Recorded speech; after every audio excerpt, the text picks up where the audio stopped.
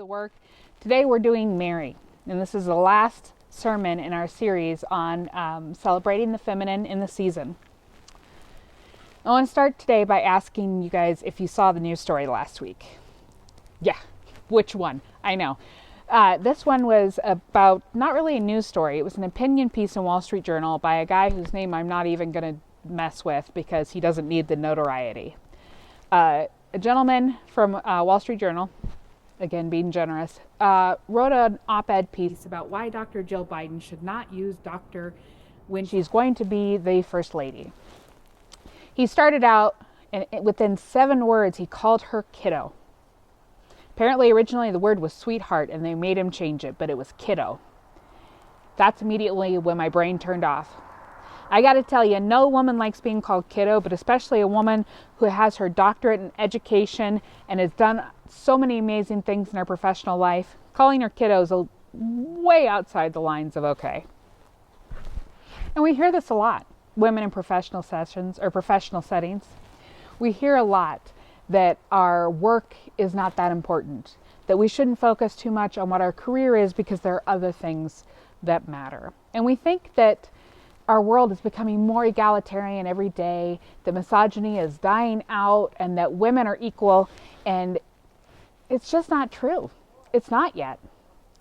When we have stories of women in detention centers who are having hysterectomies without giving their consent, whose doctors are pressuring them into medical procedures where their uterus is removed, and they did not give consent. When things like that are happening, you know that women are not considered equal to men.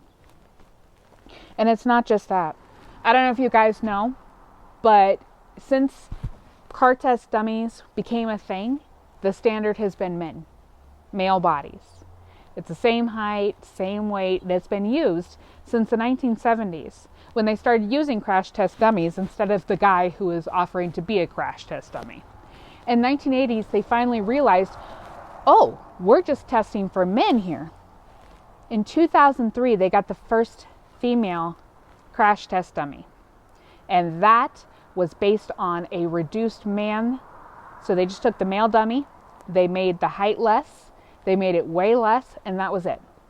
That was their female crash test dummy. The understanding was that a woman is just less than a man. Not that women's bodies are different, not that there's different proportions, but that it's less than. 2020, and we still do not have a female crash test dummy. And I'd like to ask you to imagine what that means for women in car safety. Because cars are not made to protect women. Even though women make up 50% of drivers and 50% of the population. And it's not just cars, and it's not just the professional world. Medical research reflects it. Things like birth control pills. Did you know that the birth control pill for men was being rolled out? They were working on it, they thought they had it, and they realized that there were severe side effects, like blood clots. They realized that there were side effects that are mimicking exactly the side effects that women experience with birth control and have since birth control became a thing in the 70s and 80s. And that's when they decided that male birth control was not something that they really needed to continue using anymore. We've come a long way since we started using words like hysteria in a medical context, but we still have a long, long way to go. Marketing reflects it by using the male gaze in order to market everything to people. All of our research, all of our commercials or research shows that all of our commercials are based around the fact that it is the male gaze that matters. They're marketing to men, and they're marketing for men. I could recite statistics and studies all day long. And really, I haven't even touched yet on how this world affects brown, black, and indigenous women differently. Brown, black, and indigenous women are 2 to 3 times more likely to die in childbirth than white women. And the maternal death rate for white women in the United States is higher than any other in the developing world. I should say in the financially wealthy worlds, in the way that we define developing in civilization. And that number from 2 to 3 times jumps to 3 to 4 times if the woman is over 30. And there is a whole different world of statistics to address for women who are not cisgendered and women who are LGBTQIA+. And all of these inequalities and injustices deserve our attention. That's not an easy sentence to say, friends. All of these inequalities and injustices deserve our attention and our action to address them. And not only do they deserve it, but I believe, and here's the good news. I have good news today. I believe that the Bible teaches us through the Word of God and the teachings and revelations of Christ's life and ministry. I believe the Bible shows us that what God and Jesus show us. You know what? I'm putting my phone away and my notes because people, this is not how I want to talk to you. I try. You saw me try, but that's not how I'm going to talk to you today because I don't need it. All right? The Bible teaches us that women are important, that brown, black, indigenous people, that all of those people who are on the margins of society are important. We see through Christ's life, through his teachings, through his ministry, that women and minorities and all of these people that life marginalizes, that society marginalizes, matter. And they matter to God. And the world tries to change that. That's one of those things that when I wanted to talk about Mary, I was trying to figure out how to talk about her as a woman, as a human being, because the world and religion takes women in the Bible and it says, okay, there are women in the Bible and their stories obviously matter, but we're not sure women matter in society. So let's think. Ooh, I know, we're going to make them archetypes. Women are either harlots or they're Madonnas. They either sell their bodies and don't matter and maybe get blessed and graced by God and should thank their life that anybody cared, or they are virginal and perfect and motherly and we make statues of them. And we put them up on pedestals. That's how the world has reduced women. And you may ask me, a Madonna is reducing women? Seems like revering. But I got to tell you, revering women is just as harmful. Not just as harmful, but still pretty harmful as reducing women to harlots. Because when you revere women and you put them on a pedestal, you stop looking at them as human beings. You stop seeing them as human beings who are equal to and as important as all of the men in the Bible. This is where Mary comes in, and this is where I'm going to talk about Mary. And this is the good news. Luke talks about Mary. Luke is really great about this. He's one of the Gospels that really focuses on women. We don't see women after the Gospels much in the New Testament, or we do, but they're very veiled references, like letters from Paul where it's not obvious. But we see Mary. Luke starts the story of Jesus with Mary. Mary is a young woman. We don't know a ton about her, but we know she's a woman in Nazareth. We know she's engaged to Joseph. And we know that an angel shows up. And that angel says, Mary, blessed are you among women. You have been chosen by God. And Mary says, what? You're freaking me out here. I'm paraphrasing. That's not how Luke put it. But she is surprised and a little scared. And she says, why has God chosen me? What is this about? And Luke says that Mary was able to look at the angel and say, I accept. Whatever it is God has chosen me for, I'm willing to do it. Let's go. Let's do it. She's young. She tells the angel, I am a young woman. She says, I am a virgin. I have not yet known a man. This is different than the way it's depicted.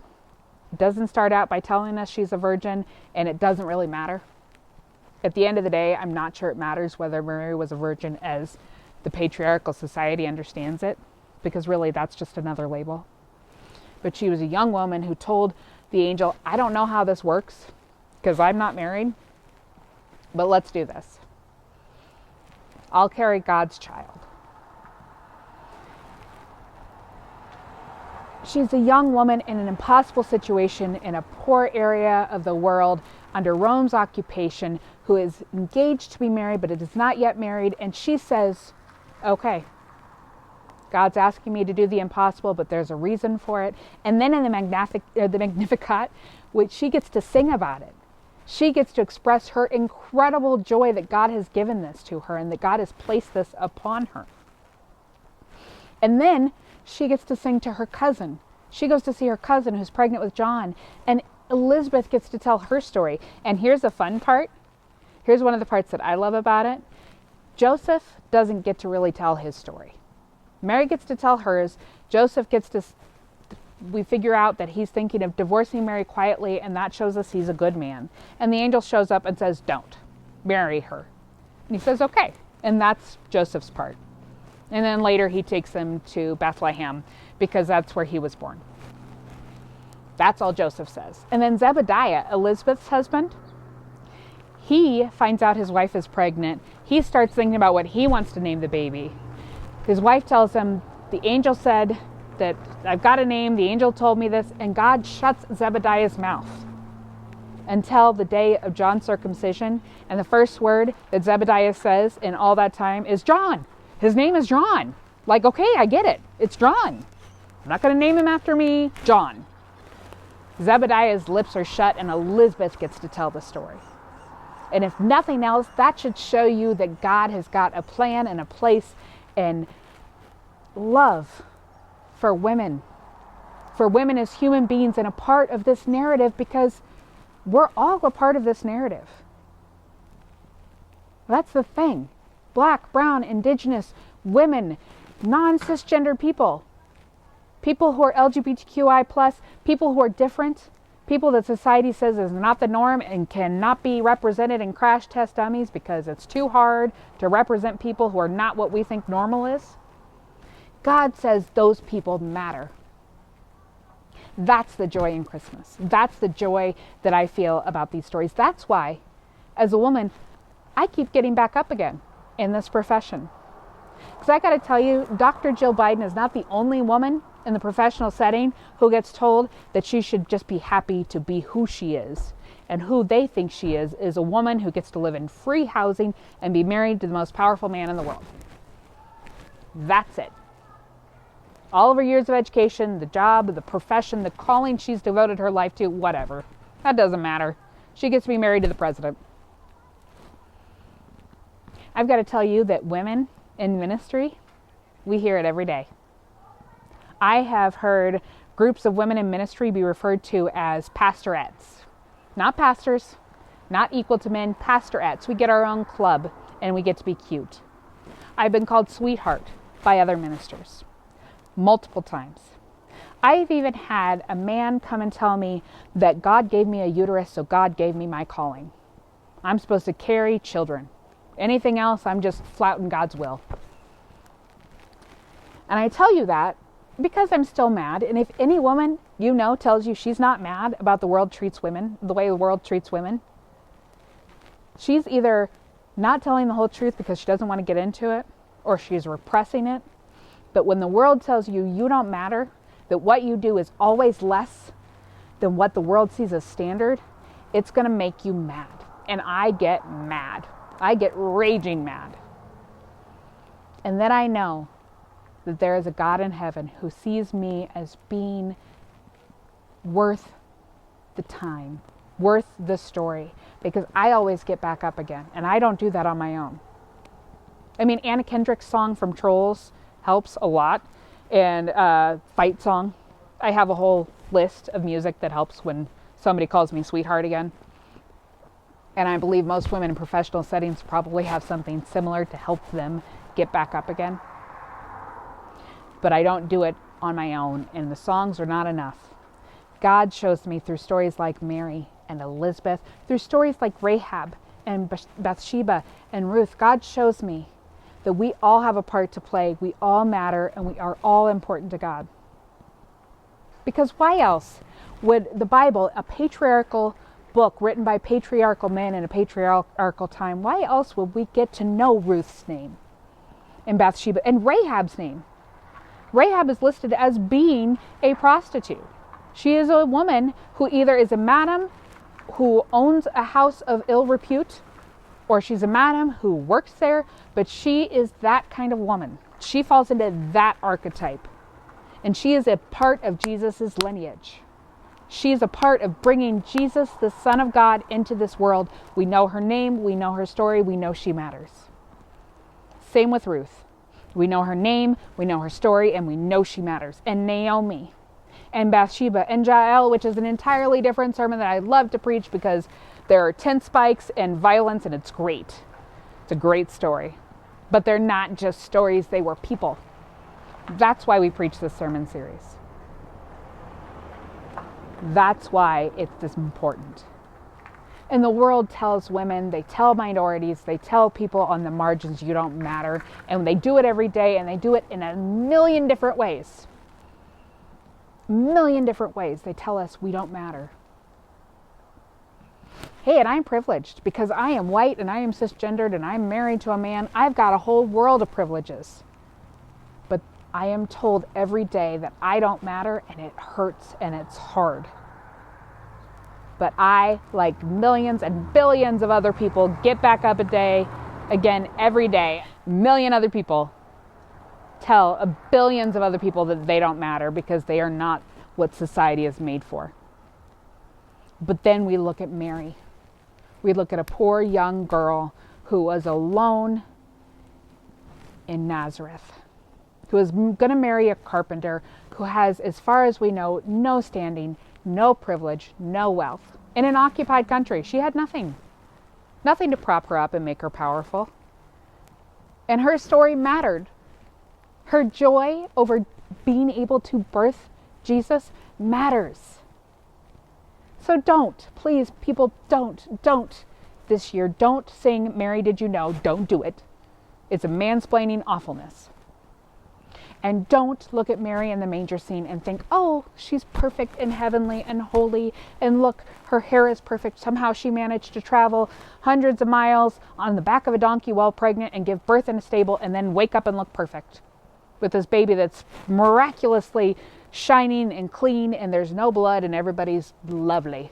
Don't do it. Have those nativity scenes. I've got one. But when you look at it, remember, she was poor. She was powerless. She gave birth to the Son of God, and she did so with joy in her heart because God told her she was a part of the story.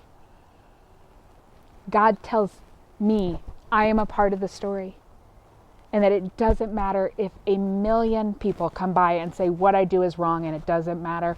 God tells me to get back up again and do it anyways because it matters to God. Okay? That's the joy. That's the message in Christmas. That's the message God shares with us always through the Bible. You matter. You're important to the story. Get back up again. And this world will tell you that you're not worth anything. And society may never change, but because we are beloved by God, we get to be a part of trying to make it change. We get to be a part of the people who stand up and say, no, you matter, you matter, you matter, and I'm going to be here screaming that you matter and fighting for you to matter in this world until the day I die and until the day that God's kingdom comes again and we all matter.